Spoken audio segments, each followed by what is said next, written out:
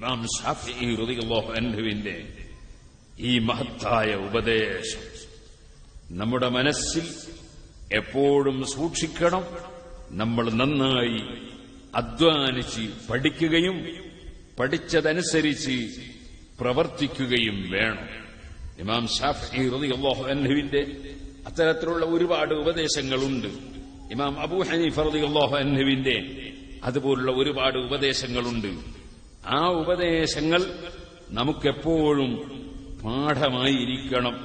ഫഖീഹൻ വസൂഫിയൻ ഫകുൻ ലൈസ വാഹിദ ഫഇന്നീ വഹഖില്ലാഹി ഇയ്യാക അൻസഹൂ. നീ നല്ല കാര്യവിവരമുള്ള, ശരിക്കും ഏത് വിഷയങ്ങളിലും അതിന്റെ മതനിയമം എന്താണ് എന്ന് പഠിച്ച മനസ്സിലാക്കിയ വിവരമുള്ള പണ്ഡിതനാകണം. വസൂഫിയൻ, അതോടുകൂടെ നീ ആത്മീയ ചൈതന്യമുള്ള, ആത്മീയ ചിന്തയുള്ള സൂഫി ആശയക്കാരനും ആയിരിക്കണം. ഫകുൻ ലൈസ വാഹിദ, നീ രണ്ടിൽ ഒന്നായി പോകാൻ പാടില്ല. ചിലര് വലിയ പണ്ഡിതനാണ്, പക്ഷെ അദ്ദേഹത്തിന് തീരെ ആത്മീയ ബോധമില്ല. സുബഹിക്ക് എഴുന്നേൽക്കണം എന്ന ധാരണയില്ല, അതേ തഹജ്ജുദ് നിസ്കരിക്കണം എന്ന ചിന്തയേ ഇല്ല, അതേപോലെ ജീവിതം കൃത്യമാകണം എന്ന ചിന്തയില്ല, ഹലാലും ഹറാമും ചിന്തയില്ല, സംസാരിക്കുമ്പോൾ സത്യം മാത്രമാകണം എന്ന ചിന്തയില്ല, വേറൊരാളെ കുറ്റവും കുറവും പറയുന്നതിന് പകരം എനിക്കെന്തെല്ലാം കുറ്റവും കുറവുമുണ്ട് എന്ന് ചിന്തിക്കുന്ന സ്വഭാവമില്ല. ഞാൻ വലിയ ആളാണ്, ഞാൻ തന്നെയാണ് വലിയ ആള് എന്ന ചിന്ത വരികയാണ്. മറ്റുള്ളവരോട് അസൂയ തോന്നുകയാണ്. അതേപോലെ എന്തെങ്കിലും ഒരു തെറ്റുകളോ കുറ്റങ്ങളോ നമ്മുടെ ദൃഷ്ടിയിൽ മറ്റൊരാളിൽ നിന്ന് സംഭവിച്ചു പോയാൽ അദ്ദേഹത്തോട് വൈരാഗ്യവും വിദ്വേഷവും വെച്ച് ജീവിക്കുകയാണ്. ഇങ്ങനെയൊന്നുമല്ലല്ലോ ഒരു ശരിയായ ആത്മീയ ബോധമുള്ള ആള് വേണ്ടത്. അപ്പൊ നിനക്ക് വെറും മസ്അലകൾ ചോദിച്ചാൽ പറയാൻ കഴിയുന്ന ഒരു പണ്ഡിതനായാൽ പോരാ. ഫഖീഹൻ വസൂഫിയൻ ഫകുൻ ലൈസ വാഹിദ, നീ ഏതെങ്കിലും ഒന്നുള്ളവനായി പോകാൻ പാടില്ല. ആള് നല്ല വിവരമുണ്ട്, ഏത് മസ്അല വെച്ചാലും പറയാൻ കഴിയും, അല്ലെ കിതാബൊക്കെ നന്നായി മനസ്സിലാവും, പക്ഷേ ആത്മീയ ബോധമില്ല, അങ്ങനെ ആയി പോകാൻ പാടില്ല. അതേസമയത്ത് വേറെ ചിലരുണ്ട്, അവർക്ക് ആത്മീയ ചിന്തകളൊക്കെ ഉണ്ട്. പലപ്പോഴും നോക്കിയാലും അക്ബറിലുണ്ടാവും, പലപ്പോഴും നോക്കിയാലും മൗലിദോന്നുണ്ടാവും, ചിലപ്പോ നോക്കിയാൽ ദിക്ർ ചൊല്ലുന്നുണ്ടാവും, പക്ഷേ ഒരു വിവരവുമില്ല. അതുകൊണ്ട് വിവരക്കേട് ആ മനുഷ്യനെ കൊണ്ടുപോയി എവിടെയെല്ലാം ചെന്നെത്തിക്കുകയാണ്. അങ്ങനെയുമായി പോകാൻ പാടില്ല. ഫഖീഹൻ വസൂഫിയൻ ഫകുൻ ലൈസ വാഹിദ ഫഇന്നീ വഹഖില്ലാഹി ഇയ്യാക അൻസഹൂ. ഞാൻ നിനക്ക് ആവശ്യമായ ഉപദേശം നൽകുകയാണ്. ഫദാലിക ഖാസിൻ ലം യദുഖ് ഖൽബുഹു തുഖാ വഹാദാ ജഹൂലുൻ കൈഫ ദുൽ ജഹ്ലി യസ്ലുഹൂ. ആദ്യം ഞാൻ പറഞ്ഞ പണ്ഡിതൻ, അദ്ദേഹം വിഷയങ്ങളൊക്കെ വിലയിരുത്തി തീരുമാനം പറയും, പക്ഷേ അദ്ദേഹത്തിന്റെ മനസ്സിൽ തീരെ തഖ്വയില്ല. വഹാദാ ജഹൂലുൻ, അതേസമയത്ത് ഇൽമില്ലാതെ സൂഫിയാകാൻ ഇറങ്ങിയവന് കടുത്ത ജാഹില. കൈഫ ദുൽ ജഹ്ലി യസ്ലുഹു, അറിവില്ലാത്തവൻ എങ്ങനെ നന്നാകാൻ വകുപ്പില്ലല്ലോ. അപ്പൊ നമ്മൾ നല്ല തികഞ്ഞ പണ്ഡിതന്മാരാകണം. അതോടുകൂടെ തന്നെ നല്ല ആത്മീയ ബോധം വേണം.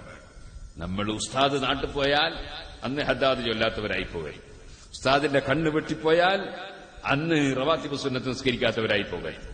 അങ്ങനെ ഒന്നും നമ്മളുടെ പ്രശ്നങ്ങൾ മറ്റൊരാൾക്ക് വേണ്ടിയാകരുത്, നമുക്ക് വേണ്ടിയാണ് എന്ന ബോധത്തോടുകൂടി നന്നായി ഇൽമ് പഠിച്ച് മുതഅല്ലിമീങ്ങൾ വളരണം, ഉയരണം എന്ന് ഞാൻ ആമുഖമായി ഓർമ്മപ്പെടുത്തുകയാണ്.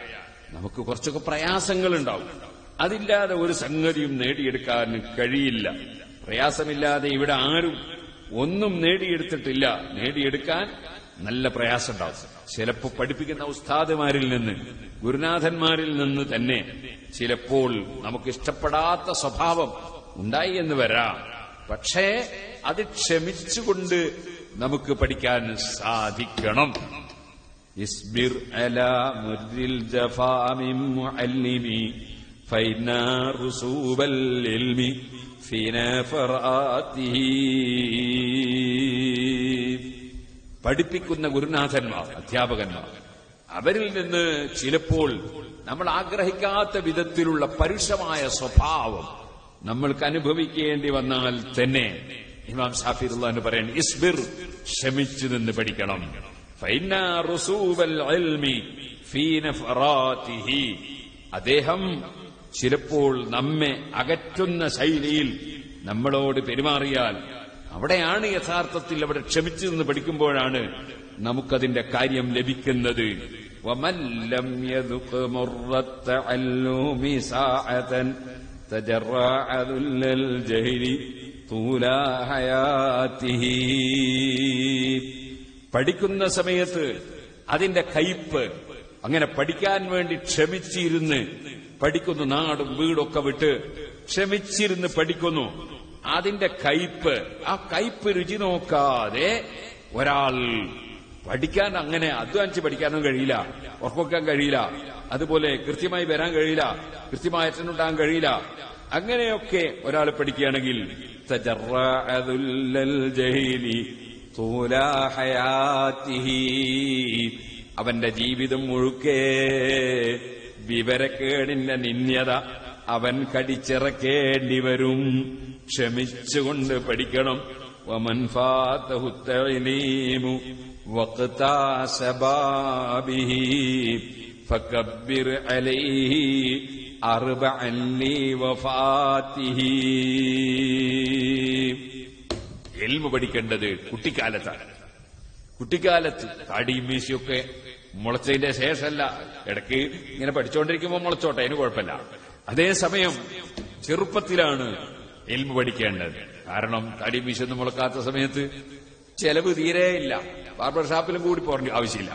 അപ്പോ ചെലവ് തീരെയില്ല, അതുപോലെ ബാധ്യതകളില്ല, പ്രയാസങ്ങളില്ല. അപ്പോഴാണ് പഠിക്കാൻ ശ്രമിക്കേണ്ടത്. അങ്ങനെ യുവത്വത്തിൽ പഠിക്കാൻ ഒരാൾ തയ്യാറാകുന്നില്ലെങ്കിൽ, യുവത്വത്തിൽ പഠിക്കാൻ ഒരാൾ തയ്യാറാകുന്നില്ലെങ്കിൽ ഫകബ്ബിർ അലൈഹി അർബഅൻ ലിവഫാതിഹി, ആ മുതഅല്ലിമ് പഠനരംഗത്ത് മരിച്ചു കഴിഞ്ഞു, അവന് 4 തക്ബീർ ചൊല്ലി മയ്യിത്ത് നിസ്കരിച്ച ആളാ എന്നാണ് ഇമാം ഷാഫി റളിയല്ലാഹു പറയുന്നത്.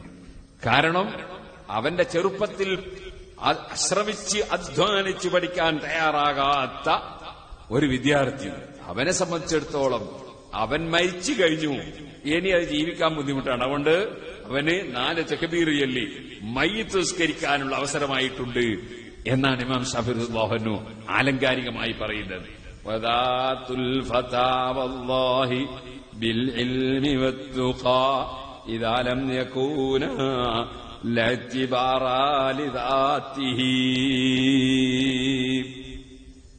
ഒരു യുവാവിന്റെ ശരീരം വല്ലാഹി, അല്ലാഹുവിനെ തന്നെയാണ് സത്യം, ബിൽ ഇൽമി വത്തുഖാ, ഇൽമും തഖ്വയും കൊണ്ട് ആ അവന്റെ ശരീരം ബന്ധപ്പെടുകയും ഉയർന്നു വരികയും ചെയ്യുന്നില്ല എങ്കിൽ ലഅ്തിബാറാ ലിദാതിഹി, അവന് ഒരു പരിഗണനയും ഇല്ല. അപ്പൊ നമ്മൾ നന്നായി അധ്വാനിച്ച് പഠിക്കുകയും ആ പഠിക്കുന്നതിന്റെ പേരിൽ ഉണ്ടാകുന്ന പ്രശ്നങ്ങളും പ്രയാസങ്ങളുമെല്ലാം ക്ഷമിക്കുകയും ചെയ്യണം എന്നതാണ് ഇമാം ശാഫിഈ റളിയല്ലാഹു അൻഹു നമ്മെ ഉപദേശിക്കുന്നത്.